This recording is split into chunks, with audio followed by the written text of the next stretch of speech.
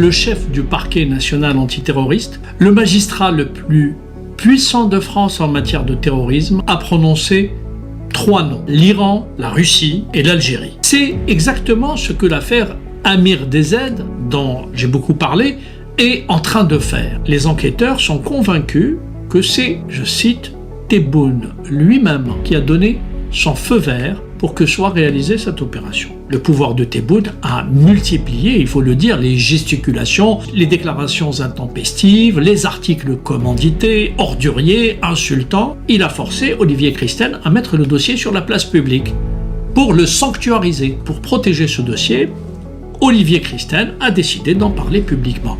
Tout le monde sait que l'État algérien fait l'objet d'une procédure judiciaire pour terrorisme d'État. Essayez aujourd'hui d'aller demander à Macron ou à son successeur de se mêler de ce dossier. Allez-y.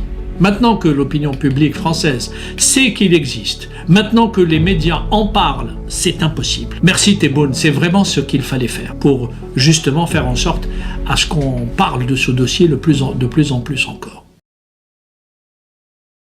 Le 3 avril dernier, sur une radio nationale française, le chef du parquet national antiterroriste, le magistrat le plus puissant de France en matière de terrorisme, a prononcé 3 noms: l'Iran, la Russie et l'Algérie. 3 États souverains, 3 États officiellement visés néanmoins par des procédures antiterroristes actives sur le sol français. Ce n'est pas une déclaration politique, ce n'est pas l'opinion d'un journaliste, c'est un acte judiciaire. Et derrière ces 3 mots, il y a un dossier épais, très épais même, un dossier dans lequel apparaît un nom, et pas n'importe lequel, celui de Abdelmadjid Tebboune. Dans quelques minutes, je vais vous dire précisément ce que la justice française sait, ce qu'elle a prouvé, et ce qui sera dit publiquement dans quelques mois devant un tribunal français d'ici probablement à la fin de l'année 2026 ou au début de l'année prochaine. Il y a un moment où une affaire judiciaire cesse d'être une affaire judiciaire. Elle devient en vérité un révélateur. Elle expose au grand jour ce que des dirigeants pensent réellement de leurs partenaires, de leurs institutions et de leurs propres citoyens. C'est exactement ce que l'affaire Amir DZ, dont j'ai beaucoup parlé, est en train de faire. Dans cette nouvelle vidéo, je vais vous expliquer 4 choses. Premièrement, ce qu'a dit précisément le procureur Olivier Christen et pourquoi chaque mot compte. 2, ce que la justice française sait aujourd'hui sur cette affaire et ce que le pouvoir algérien, lui, ignore encore. Troisièmement, pourquoi Tebboune et Sasmala, je dirais, ne comprennent absolument rien au fonctionnement de la justice française et pourquoi cette incompréhension les mène droit dans le mur. Quatrièmement, les conséquences politiques et diplomatiques de tout ceci parce qu'elles seront considérables, je puis vous l'assurer. Je vais être très factuel et je vais essayer d'être même très précis et très pédagogique. Je vais vous parler comme si vous étiez des adultes, ce que vous êtes, contrairement à ce que fait le pouvoir algérien avec son propre peuple. Premièrement, il faut rappeler ce qu'a voulu dire Olivier Christen et pourquoi ce qu'il a dit est historique. Alors, qu'a dit précisément le procureur antiterroriste? Il a donné un chiffre d'abord. 8 affaires en cours relevant du terrorisme d'État, je cite dans le texte. 8. Et il a choisi de citer 3 pays qui sont directement concernés: l'Iran, la Russie et l'Algérie. Factuellement, c'est vrai, les 8 procédures concernent ces 3 pays. Ces 8 procédures existent bel et bien. Il a ensuite précisé les modes opératoires. L'Iran cible la population française en général, ou à tout le moins l'un de ses segments, en l'occurrence la communauté juive. La Russie et l'Algérie, elles, ciblent des opposants. Les Russes ciblent d'autres Russes et les services algériens ciblent des Algériens. Des ressortissants donc, des gens qui ont eu le tort de critiquer leurs dirigeants depuis le sol français ou ailleurs. Et là aussi, tout ceci est factuel. c'est documenté, c'est dans le dossier judiciaire. En tout cas, s'agissant de l'Algérie, cela ne fait aucun doute, pas plus qu'il y ait un quelconque doute sur les autres affaires qui concernent la Russie ou l'Iran. Mais voici ce que beaucoup n'ont pas compris au sujet de cette déclaration. Olivier Christen n'a pas inventé une catégorie juridique, il n'a pas improvisé. Un procureur antiterroriste ne parle pas en l'air. Quand il s'exprime de manière aussi explicite sur une radio nationale, c'est que les preuves dans le dossier sont suffisamment solides pour justifier chaque mot qu'il a prononcé. Et croyez-le, à ce niveau, ce ne sont pas des gens qui s'expriment n'importe comment. Ce qui est véritablement historique dans cette sortie médiatique, c'est que pour la première fois, le chef du PNAT, le parquet national antiterroriste, nomme publiquement des États souverains dans le cadre de procédures antiterroristes actives en France. La première fois. Retenez cette phrase. Elle a des implications qui courront pendant des années. Mais pourquoi maintenant? Pourquoi Olivier Christen a-t-il choisi ce moment précis pour parler? Je vous répondrai dans quelques minutes, mais la réponse, sachez-le, est beaucoup plus stratégique que vous ne l'imaginez. Car, deuxièmement, il faut rappeler ce que la justice française sait à propos de l'affaire Amir DZ. Venons-en au cœur du sujet. Ce que sait aujourd'hui le parquet national antiterroriste n'est pas anodin. Fait numéro 1, il y a une douzaine de personnes, des voyous pour la plupart, qui sont en détention. Parmi elles, un sous-officier des services de renseignement algériens. C'est un adjudant-chef qui s'appelle Smaïn Rajeb. J'ai eu l'occasion déjà de l'évoquer dans de précédentes vidéos. Fait numéro 2, un mandat d'arrêt international a été délivré contre un autre sous-officier, un autre adjudant-chef, qui s'appelle, lui, Salaheddine Sello. Son titre officiel, lorsqu'il était en France, en poste à l'ambassade d'Algérie à Paris, était premier secrétaire. Mais c'est un titre statutaire uniquement. Sa vraie fonction, collaborateur direct du général Fethi Rojdi Moussaoui, actuel patron de la DGDSE, les services extérieurs algériens, qui était à l'époque des faits colonel et en poste à Paris. Fait numéro 3, retenez ce chiffre parce que vous en entendrez parler au moment du procès. Plus de 600 000 € ont été mobilisés pour rémunérer des voyous chargés donc d'exécuter la mission contre Amir DZ. L'enquête a clairement établi, je cite, preuve à l'appui, oui, preuve à l'appui, que cet argent est arrivé d'Algérie par valise diplomatique. Et cet argent a été remis à celui qui était encore colonel Moussaoui, donc à l'époque chef du bureau de sécurité et de liaison au niveau de l'ambassade d'Algérie à Paris. Quelqu'un donc a payé, quelqu'un a commandé cette barbouzerie. Et l'argent, vous le savez, ne voyage pas seul, en tout cas pas à ma connaissance. Là, il a voyagé dans une valise diplomatique qui a été remise directement au chef du bureau de sécurité et de liaison, en l'occurrence l'actuel général Moussaoui, qui, je le rappelle, était donc en poste à Paris, et cet argent a servi à alimenter un fonds spécial destiné à mener l'opération Amir DZ. L'enquête remonte plus haut encore. Elle cite deux autres officiers, le colonel Mouad et son supérieur, le général Mhanna Djebar, à l'époque patron de la DGDSE, donc au moment des faits. Et puis, il y a évidemment le sommet. Les enquêteurs sont convaincus que c'est, je cite, Tebboune lui-même qui a donné son feu vert pour que soit réalisée cette opération. Je le dis clairement, je le dis en assumant chaque mot que je prononce. Et je précise que des responsables français avec lesquels j'ai échangé personnellement m'ont confirmé que chaque fois qu'ils rencontraient Abdelmajid Tebboune, il leur parlait d'Amir DZ, faisant de cette personne une obsession. Il ne parlait pas du Sahel, pas de la guerre en Ukraine, pas des relations économiques. Non, il leur parlait d'Amir DZ. Voilà par qui l'Algérie est gouvernée. Je vais être très honnête avec vous. Ce que je vous dis là, je le publiais il y a exactement 1 an dans la presse française. Certains d'entre vous le savent. Et certains disaient que c'était faux. Aujourd'hui, ce n'est pas moi qui le dis. Ce n'est pas moi qui parle de terrorisme d'État. C'est le procureur Christen qui vous le confirme. Faites le bilan. En avril 2025, je vous annonçais qu'Abdelmajid Tebboune a lui-même commandité à travers ses services de renseignement l'enlèvement et l'exécution d'Amir DZ. Et aujourd'hui, c'est le procureur, chef du parquet national antiterroriste, qui vous le dit. Il y a une chose que le pouvoir algérien ignore encore, enfin probablement. Et s'il l'ignore, il découvrira cela lors du procès. La France, et je vais le dire de manière à ce que les gens initiés puissent comprendre, la France donc dispose de moyens techniques et technologiques suffisants qui permettent de retracer l'implication des plus hautes autorités algériennes. Je ne vais pas rentrer à ce stade dans tous les détails. Le secret de l'instruction l'exige, mais rappelez-vous ce que je vous dis ici, parce que lorsque le procès s'ouvrira en 2026 ou en 2027, on verra, vous vous souviendrez de cette vidéo.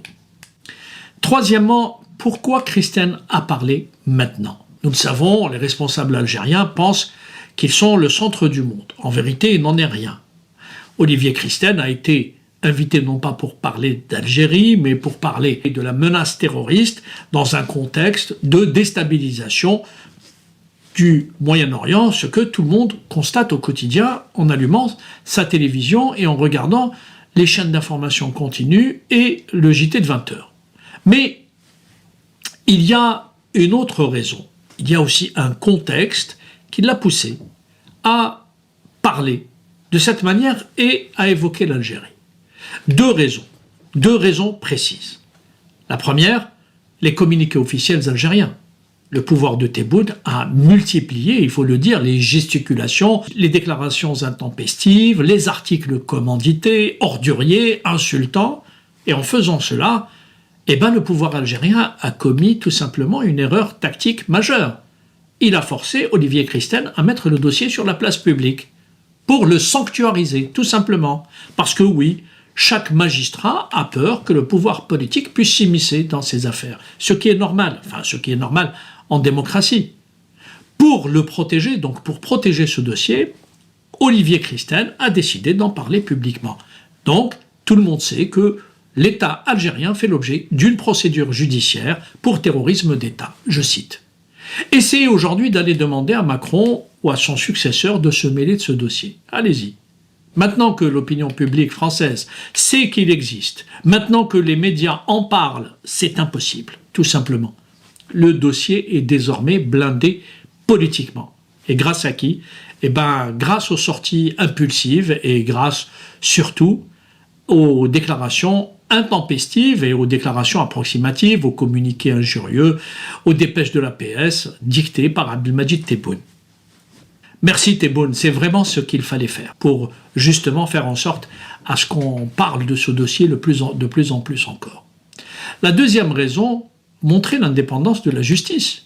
Oui, Olivier Christine tient et tenait à montrer l'indépendance de son parquet, notamment. La prolongation de la détention de l'adjudant-chef Smaïn Rajab, il faut le rappeler, obéit à une logique judiciaire, pas politique.